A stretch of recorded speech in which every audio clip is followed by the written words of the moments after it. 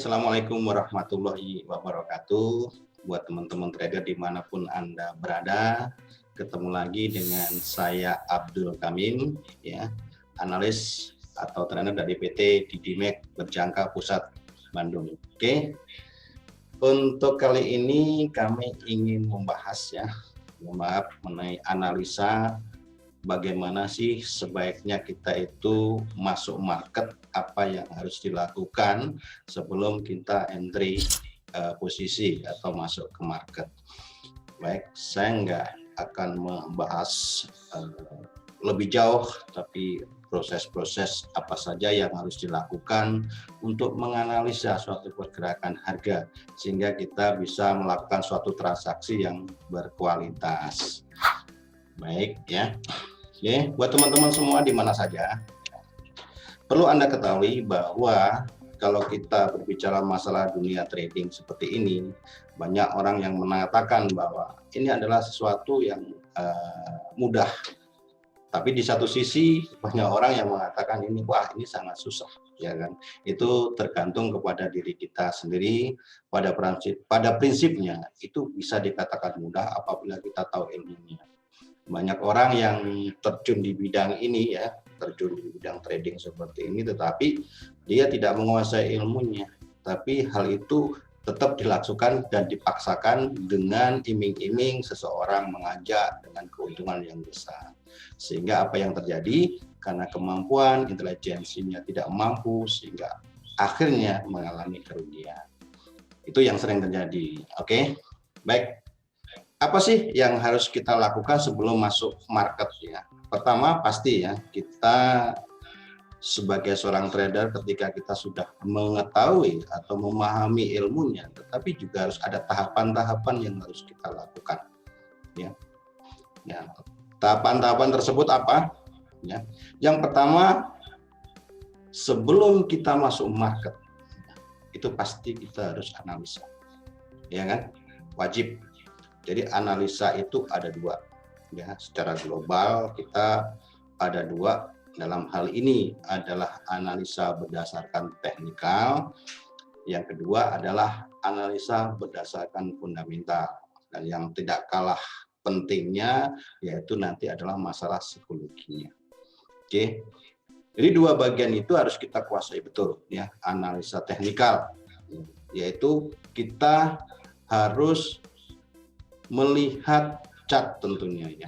Dimana kalau kita perhatikan untuk membangun suatu pergerakan harga itu ada tiga ya. Kita lihat dulu di chartnya ya, biar kita nanti bisa memahami secara jelas, secara gamblang, jadi tahapan-tahapan apa saja yang harus kita lakukan. Oke.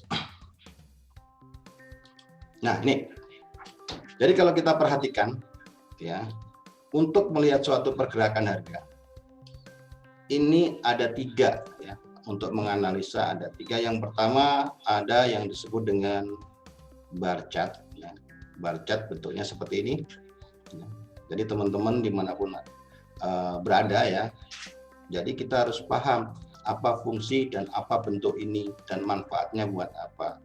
Biasanya untuk analisa berdasarkan dengan bar chart seperti ini jarang dilakukan ya. Kenapa jarang dilakukan? Karena secara mayoritas orang akan bingung dalam pengertian dia tidak tahu harga itu mau naik atau mau turun karena ini warnanya hijau ya, sama misalnya ini bawaannya hijau, bisa ini kita rubah menjadi warna, kalau yang merah itu harga turun, kalau biru misalkan harga naik, itu bisa saja. Tetapi yang harus kita pahami, kita untuk melihat apakah dalam periode tertentu, misalkan ini kita menggunakan time frame satu bar ini naik atau turun. Untuk mengetahui itu kita lihatnya adalah dari tangkai yang ada, ya, tangkai yang ada.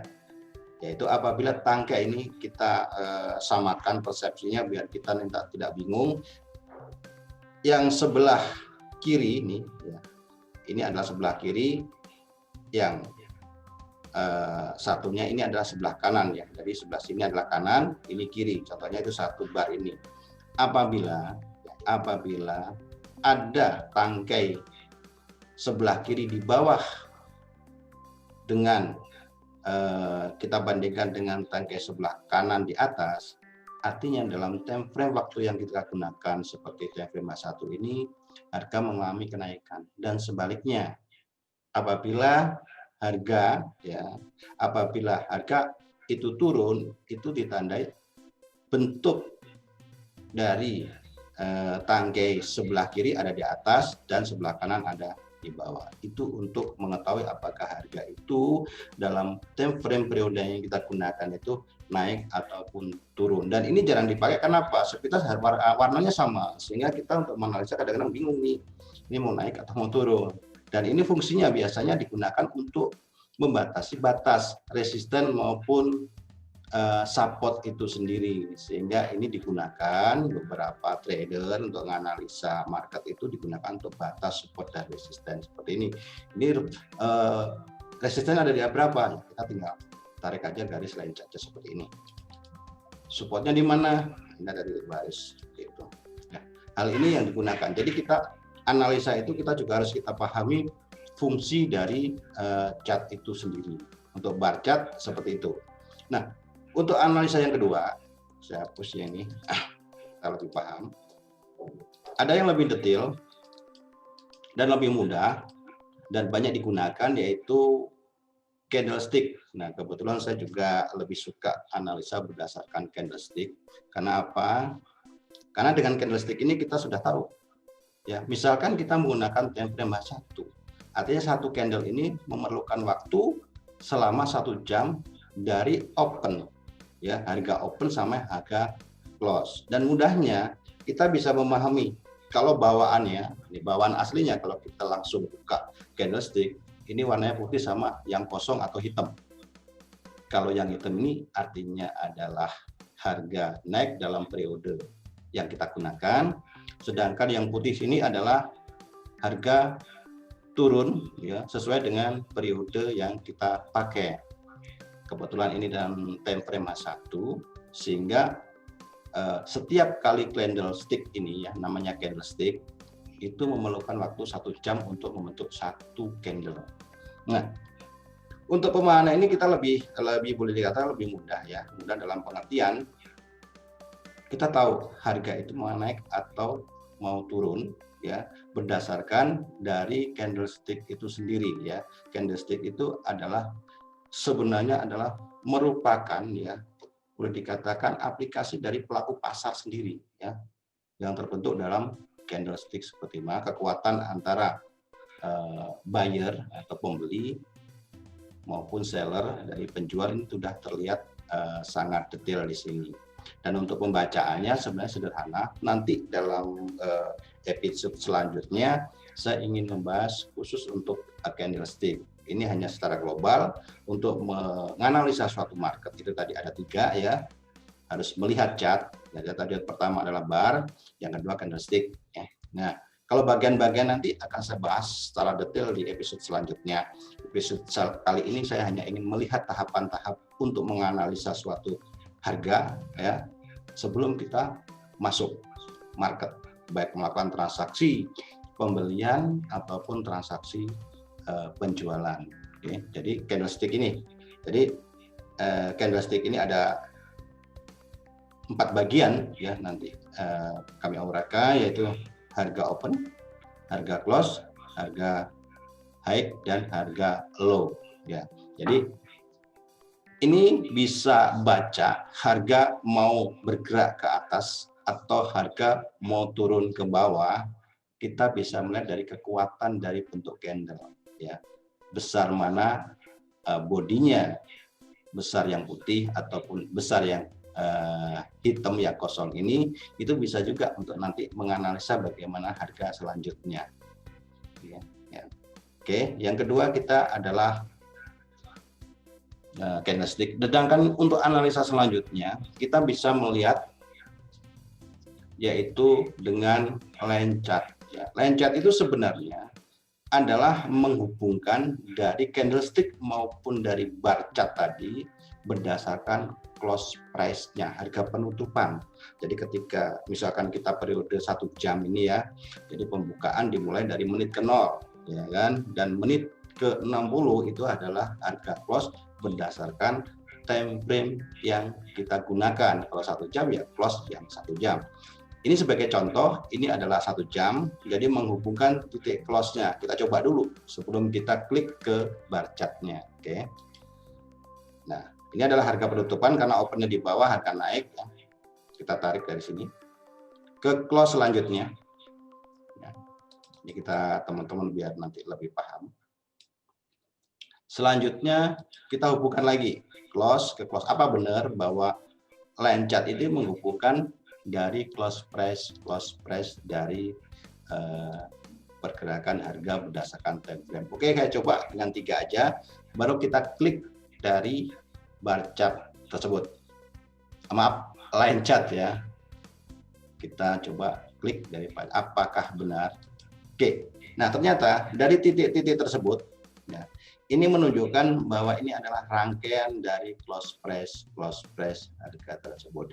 Hanya perbedaannya kalau kita bar chart tadi, ya, kalau bar chart tadi bisa untuk melihat titik support maupun resistennya. Nah, kalau untuk line chart itu biasa digunakan untuk breakout dalam volume transaksi, karena yang kita hitung adalah body candle-nya, jadi volume dari suatu transaksi, sehingga kita bisa mengambil breakout strategi berdasarkan close price-nya. Contoh sederhana, misalkan ini kan kita untuk emas ya, emas ada 2 breakout strategi untuk harga tertinggi sebelumnya. Ini bisa juga menjadi patokan apakah harga akan naik atau harga turun. Jadi itulah yang awal kita untuk melakukan analisa ya. Jadi kita harus lihat chart. Jangan sampai kita analisa tanpa melihat chart, harga mau naik ataupun turun. Nah, kalau kita nggak melihat chart, gimana kita bisa menguasai, gimana kita akan yakin harga mau naik ataupun turun. Ya kan, yang banyak terjadi kadang-kadang kita analisa tidak hanya berdasarkan melihat chartnya, tapi lebih percaya kepada orang lain. Misalnya harga naik atau turun, naik, harga naik atau turun, turun, kita ikut saja. Kalau itu dilakukan, ya itu dilakukan, saya yakin ke depan sampai kapanpun kita nggak akan pernah tahu, nggak akan pernah ngerti bagaimana sih kita masuk market yang sesungguhnya. Maka saran saya buat teman-teman dimanapun Anda berada, ya belajarlah, kuasailah ilmunya, ya. Jadi kita nanti akan menjadi seorang trader yang mandiri, ya. Trader yang tidak tergantung kepada orang lain, karena kita tahu sendiri suatu sistem trading apapun yang terbaik adalah sistem trading yang kita kuasai, ya kan? Makanya banyak sistem trading, ya, itu strategi yang digunakan setiap orang akan berbeda-beda, karena menurut saya sendiri pribadi sistem trading yang terbaik adalah apa yang sudah kita yakini dan kita kuasai. Itu, oke? Nah, tahapan selanjutnya, ketika kita sudah analisa dan melihat chart, apa yang harus kita lakukan? Yang kita lakukan adalah tentunya melihat trennya. Ya, ingat, melihat trennya. Nanti kita bahas sedikit ya, kita praktekkan setelah ulasan di awal ini. Ketika melihat trennya, disitulah akan muncul suatu peluang. Ya, peluang karena tren pada prinsipnya ada 2, orang mengatakan ada 3, boleh-boleh aja, karena tren itu sebenarnya ada 2, tren up dan tren down. Nah, kalau sideways gimana? Kalau sideways itu sebenarnya harga konsolidasi, ya kan? Ya, tren sideways boleh-boleh saja. Yang penting kita memahami aja, kan gitu. Jadi tren up dan tren down, apabila kita sudah mengetahui trennya, nanti kita bisa melihat sudut tren itu dari mana aja, boleh aja, dari trend line boleh, ya, dari indikator boleh, kan gitu. Yang penting membuat diri kita nyaman, ya. Nah, ketika kita analisa, ketika kita melihat chart, di situ kita sudah menemukan suatu pola trennya, ya. Contoh sederhana, trennya naik, maka kita bisa sudah membuat suatu analisa. Dan boleh dikatakan ada masukan, ada sinyal bahwa transaksi yang terbaik ketika kita sudah mengetahui suatu trennya, yaitu adalah melakukan transaksi buy-nya atau pembelian. Ya, jadi transaksi buy-nya atau pembelian. Loh, kalau begitu, misalkan apakah kita setiap saat bisa melakukan transaksi buy aja? Tidak bisa melakukan transaksi sell aja? Tidak begitu. Artinya gini, ketika kita tahu trennya up, kita tahu ada dua peluang. Ya, peluang maksudnya di sini apa? Yang pertama adalah kita bisa melakukan transaksi pembelian atau buy, ya, karena sesuai dengan trennya up. Disitulah kita bisa menghasilkan suatu keuntungan yang maksimal. Boleh nggak saya melakukan transaksi sell-nya? Karena kita sudah mengetahui suatu konsep trennya, senaik apapun, setiap tren pasti ada yang disebut dengan koreksi ataupun korektif. Ya, orang menyebutnya korektif, koreksi, itu sama saja. Artinya, ketika kita sudah mengetahui trennya up, karena kita sudah mengetahui ilmunya, koreksi, kita bisa melakukan suatu transaksi juga sell, tapi di area koreksinya. Hanya catatannya kalau kita melakukan transaksi buy-nya, itu potensi keuntungannya jauh lebih besar daripada kita mengambil area koreksinya. Jangan kebalik, kadang-kadang, wah ini harga mau turun, padahal trennya up, kita ngambil momen sell-nya, tapi target profitnya terlalu tinggi, padahal itu adalah area koreksi. Dan sebaliknya, apabila kita melakukan transaksi terjadi suatu trend down, ya, kita juga bisa melakukan dua arah dalam pengertian, saya mengambil transaksi sell karena ini adalah berdasarkan trennya dan momen itu tetap tepat karena sesuai sinyal yang sudah konfirmasi. Nah, itu lebih bagus, lebih valid. Dalam hal ini adalah tentang maksimal dari suatu keuntungannya.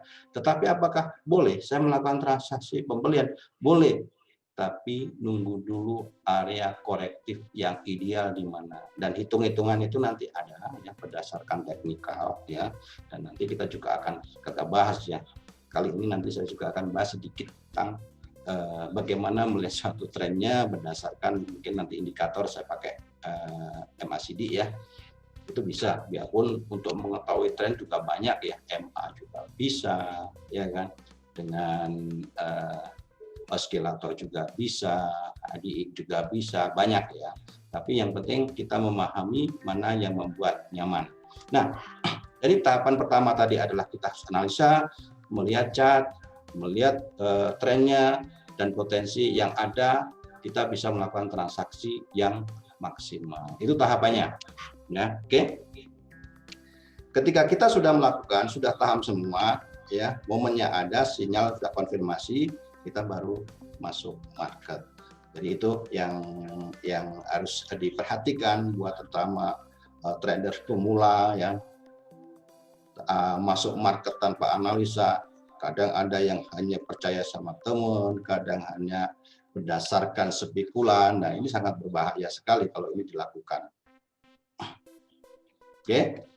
Jadi gini, selanjutnya saya ingin melihat suatu contoh ya dari analisa tadi, tahapan analisa ya dengan pair yang saat ini ya boleh kita lihat nanti untuk misalkan ini emas dan euro ya. Oke. Untuk kali ini saya ingin melihat beranalisa potensi apa saja yang ada pada XAUUSD. Oke. Nah, di mana saya akan menggunakan untuk melihat suatu trennya dengan indikator yang boleh dikatakan ini sederhana tapi mudah dipahami, yaitu MACD ya. Oke, tinggal plot aja, klik. Untuk warna bebas ya, yang penting ada perbedaan parameter, saya kira sesuai dengan apa istilahnya yang ada di MT4 atau di FO aja, yaitu 12, di fast EMA-nya, exponential moving average-nya 12, yang untuk sebelumnya adalah exponential moving average 26, dan MACD untuk cross-nya adalah kita menggunakan 9, artinya ini adalah 9 candle ke belakang. Itu pengertiannya seperti itu. 26 itu apa sih? Harga rata-rata pergerakan kalau kita menggunakan frame H1 yaitu ya 6 kalau misalkan 12 ya 12 candle ke belakang. Kalau 26 berarti 26 ke belakang rata-rata pergerakan seperti itu. Yang kita gunakan adalah harga close-nya. Oke. Nah, dari sini kita bisa melihat biar lebih jelas ya. Jadi saya ingin warnanya saya pertebal ya. Untuk merahnya nggak tebelin aja. Biar kelihatan apakah terjadi suatu cross ataupun tidak, nanti akan lebih kelihatan. Oke, saya ini waktu warnanya biru. Oke, jadi di sini sudah jelas ya, sudah jelas, sudah terlihat ya. Dengan sepintas kita juga akan mengetahui harga itu mau kemana sih sebenarnya kan gitu. Oke, kebetulan ini saya sebagai contoh untuk XAUUSD emas. Jadi pembacaan untuk emas ini mudah. Ini kita bisa melihat suatu tren juga, ya kan? Kita juga bisa melihat titik balik dari suatu pergerakan, ya kan, dan juga bisa mengetahui overbought dan overshort-nya, kapan terjadinya pembalikan sebuah tren. Oke, sederhananya gini, saya nggak menguraikan suatu panjang, ya. Sederhananya cuma hanya pembacaan sederhana. Di sini ada level 0. Level 0 adalah untuk mengetahui tren up ataupun tren down, ya. Untuk mengetahui trend up atau trend down. Yang sini ada histogram, di sini ada trigger line ya, untuk mengetahui apakah itu dalam kondisi trend, apakah kondisi koreksi. Nah, apabila histogram dan trigger line ada di level di bawah 0, maka trennya adalah trend down. Ya kan? Apabila histogram ini ada di atas level 0, artinya trennya adalah trend up. Oke, jadi kita analisa, lihat chart, ya kan? Setelah lihat chart, kita lihat trennya. Nah, di situ ada peluang. Sama dengan ini juga. Di sini ada peluang nggak? Ada, ya kan? Contoh sederhana seperti ini. Kita ambil misalkan kita trading daily ya, misalkan harian per jam. Nah, kita contoh emas mengalami kenaikan ya, tertinggi di tanggal 6 Januari ini ya. Oke, nah pada tanggal 6 Januari ada boleh dikatakan hati-hati trennya mau turun. Tapi apakah sudah berubah menjadi tren turun? Belum. Kenapa? Karena belum melewati histogram, belum melewati level 0. Ya. Ketika sudah melewati level 0 ini, ya, ketika sudah melewati level 0 ini, maka di sini terjadi suatu tren turun. Ya, ini yang kadang-kadang kita nggak paham. Waduh, ini udah sini ya, ini trennya masih up. Ya kan, boleh, boleh. Kalau secara tren berdasarkan time frame A1, di sini sudah mulai terjadi tren penurunan. Artinya kita udah tahu nih, oh iya, emas pada tanggal 6 sudah mulai terjadi tren down. Nah, di situ peluang yang ada yaitu kita bisa memaksimalkan transaksi sell-nya. Ya.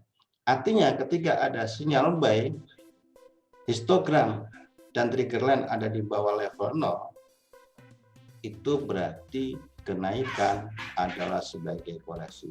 Pak Abdul, bagaimana untuk melihat koreksi dan trennya? Dan kapan saya saatnya masuk? Oke, kalau kita mulai, kita sudah tahu trennya sudah turun. Ya, pembacaannya mudah. Apabila ada histogram memotong trigger line, yang merah adalah trigger line dari bawah ke atas.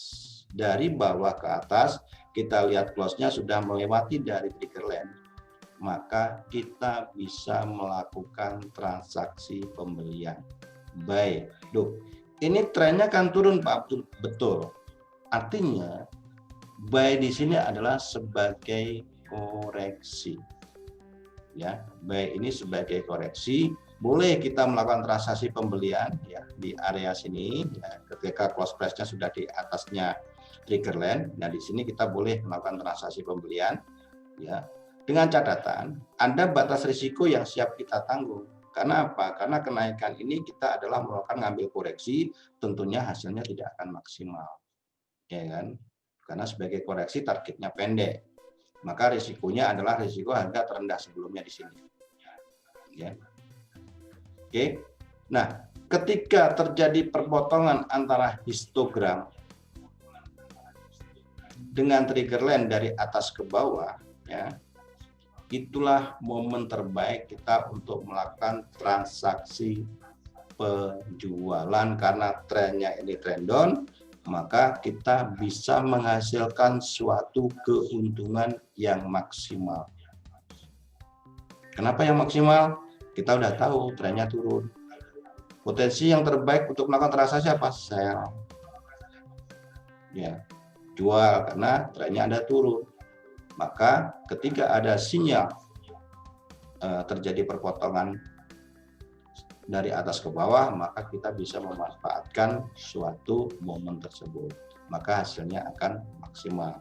Nah, sebaliknya ketika sudah sampai bawah seperti ini terjadi perpotongan lagi. Oh iya, hati-hati.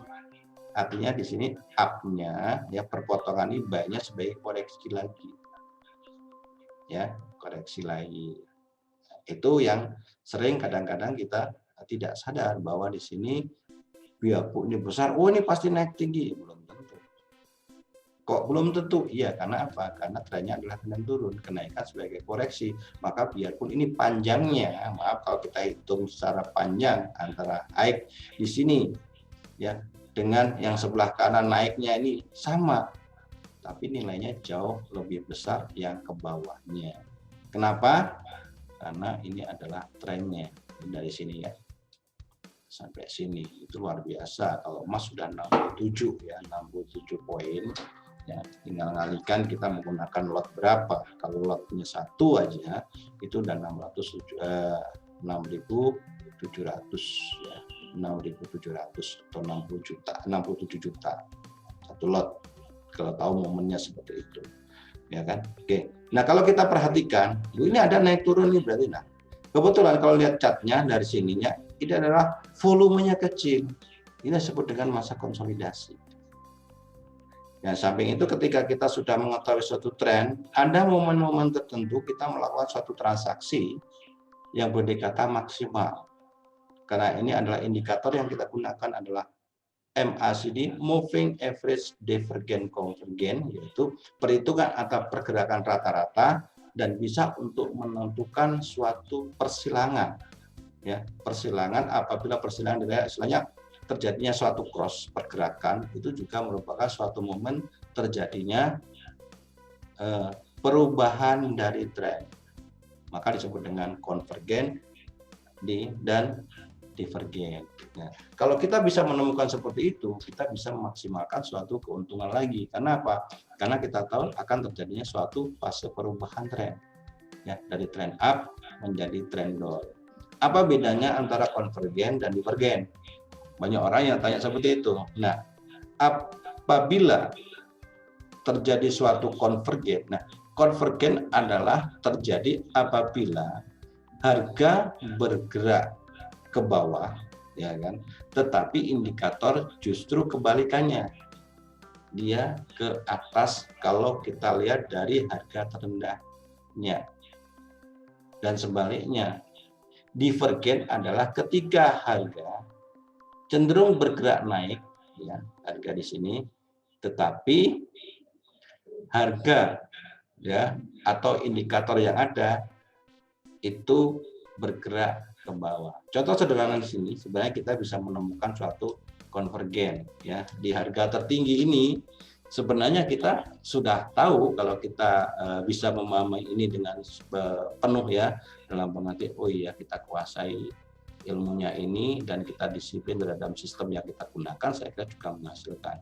Harga tertinggi di sini, ya, kita lihat pada tanggal 14 di MACD membentuk suatu top, ya, puncak lah, ya, puncak dari suatu bukit boleh, ya, yang penting kita nyaman. Dan kecenderungan ini MACD adalah bergerak turun. Oke. Nah, ketika kita sudah tahu bergerak turun seperti ini, tinggal tarik aja dari top pertama ke top selanjutnya. Oke. Oh, ini ada trend line-nya ada turun. Tetapi kalau kita tarik ke atas, ya, tarik aja ya, kita tahu ini. Nah, top ini adalah harga puncak di sini. Sedangkan top kedua ini ada puncak di sini. Nah, indikator trendline-nya ke bawah, harga justru ke atas. Inilah yang disebut dengan divergen. Jadi harga bergerak ke atas, indikator ke bawah. Kapan saatnya transaksi bagus? Ketika terjadi cross, ya kan? Terjadi crossnya gimana? Nah, misalnya contoh harga ini kan ke bawah. Nah, ini belum tembus dan tembusnya di sini. Ternyata harga masih naik, boleh. Kalau misalkan harga naik seperti ini, ya, kapan saatnya kita melakukan transaksi? Ketika histogramnya ada di bawah trigger line. Artinya di sini kita bisa melakukan transaksi sell. Ya kan? Kalau pertama tadi kita fokus ke sini karena kan kita nggak melihat konvergen dan divergen, ya, kita melihatnya adalah melihat tren up dan sell tadi, up dan down, kita ambil posisi buy sell. Tapi ketika ada momen seperti ini, maka kita jauh akan lebih besar untuk mendapatkan suatu keuntungan ataupun profit. Oke, jadi sinyal terbaik, sinyal yang konfirmasi terbaik adalah ketika histogramnya sudah memotong. Jadi di sini harga belum menunjukkan suatu trend down. Kenapa? Karena histogram sama trigger line masih di atas level 0. Tetapi kita sudah ada indikator atau indikasi yang sudah konfirmasi. Apa itu? Yaitu konvergen. Ya, maaf, divergen. Ininya turun. Ya, jadi untuk ngapalin mudah ya. Divergen apa? Indikatornya di bawah, artinya ke bawah, tapi chartnya bergerak ke atas. Kalau konvergen kebalikannya, ya, indikatornya ke atas, ya, tetapi harganya ke bawah. Artinya kalau divergen itu sinyalemen perubahan dari trend up menuju trend down. Kalau konvergen, sinyalemen dari pergerakan harga, ya kan?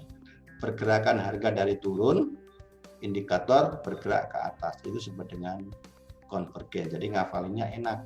Kalau indikatornya naik, konvergen.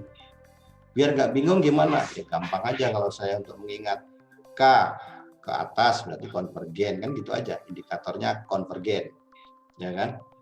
Kalau D di bawah, artinya ke bawah, divergen. Jadi sederhana. Nah, kalau kita perhatikan seperti ini, berarti kita bisa menghasilkan transaksi yang maksimal. Yang kalau analisa pertama tadi kita transaksinya di area sini, ya kan? Tapi begitu ada konvergen sebelumnya, kita bisa transaksi di atas.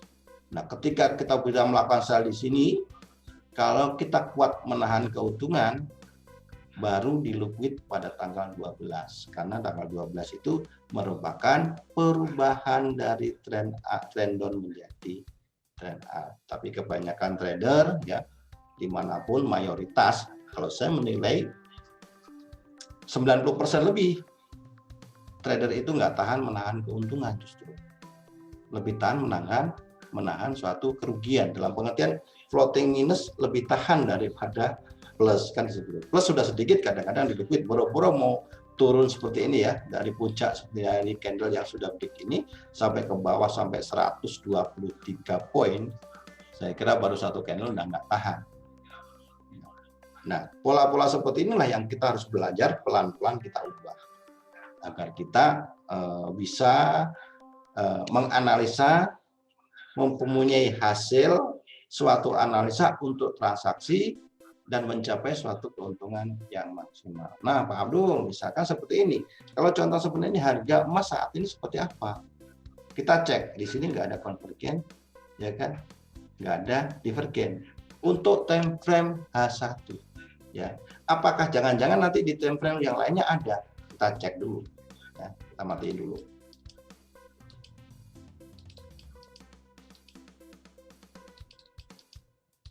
Oke, jadi biar paham nih teman-teman dimanapun Anda berada, ya.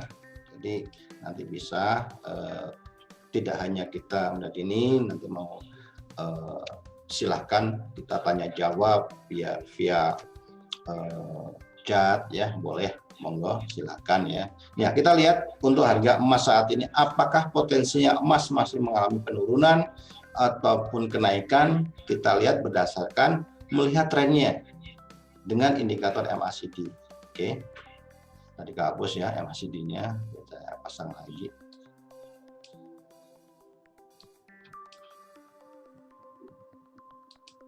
Nah, kalau kita perhatikan di time frame H1 atau per jam, itu tidak menunjukkan suatu indikator yang boleh dikatakan ini memang betul ada harga sekarang histogram sama trigger line ada di level atas level 0, artinya dia mengalami kenaikan tapi masih kecil, karena kalau kita lihat volume posisinya adalah sideways. Kita lihat time frame-nya dia ada lebih besar dikit di H4. Nah, kalau kita perhatikan di H4, hati-hati kalau kita jeli. Kalau kita jeli, di sini emas atau XAUUSD terlihat adanya pola konvergen. Ya kan? Baik kalau kita tarik dengan garis close price ataupun garis low. Ya. Kalau kita garis trendline close price-nya, maka kita lihat di line chart. Oke. Ini harga terendah sebelumnya ke harga terendah terakhir adalah kecenderungan turun. Kalau kita berhitung berdasarkan close price. Apakah itu sama dengan hitungan harga low-nya? Kita cek dulu. Ya, kalau harga low-nya kita tarik dengan trendline juga sama. Dia kecenderungan adalah turun. Nah, kalau kita lihat dari sudut pandang indikator MACD, ya, justru harga bergerak naik. Hati-hati yang punya posisi XAUUSD bahwa gold atau XAUUSD kecenderungannya harga mau ada kenaikan. Itu dari sudut teknikal ya, ada kenaikan. Tapi kalau lebih valid ya, apakah ini akan berubah tren ketika histogram dan trigger line melewati level 0. Tapi di sini kita sudah bisa menganalisa bahwa pergerakan ini akan mengalami suatu kenaikan. Ya, emas akan menaikkan. Hati-hati.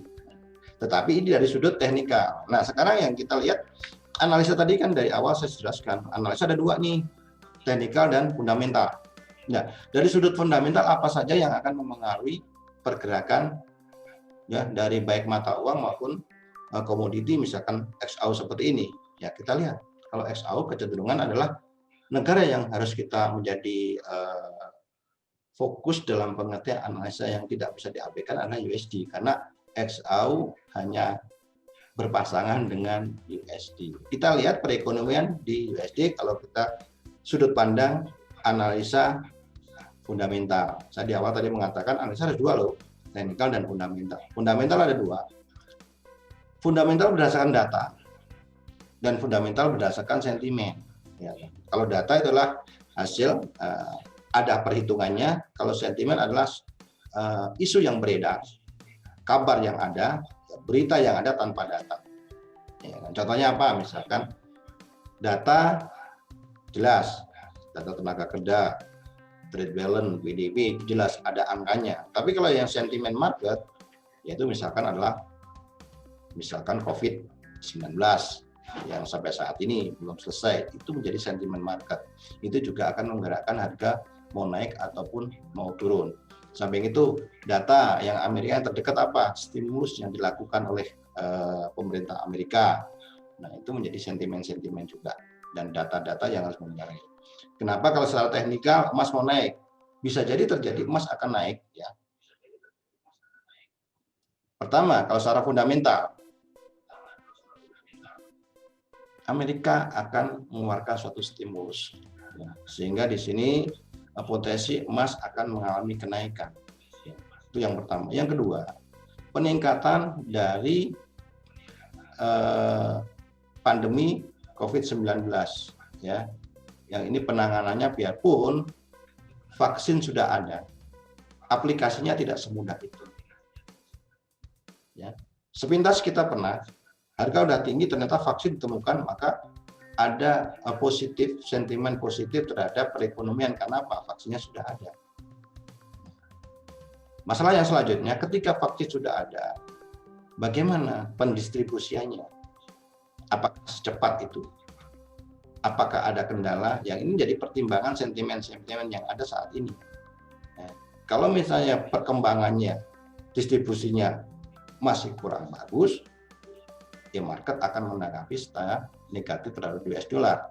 Potensinya emas akan naik. Ya. Yang kedua, kalaupun distribusinya bagus, market juga akan menunggu. Dampaknya seperti apa? Reaksinya, akibatnya seperti apa? Kan butuh waktu juga, nggak mungkin di vaksin sekarang langsung spontan, ini langsung segar, enggak.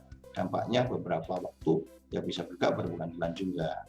Nah, ini menjadi analisa juga yang harus kita pertimbangkan.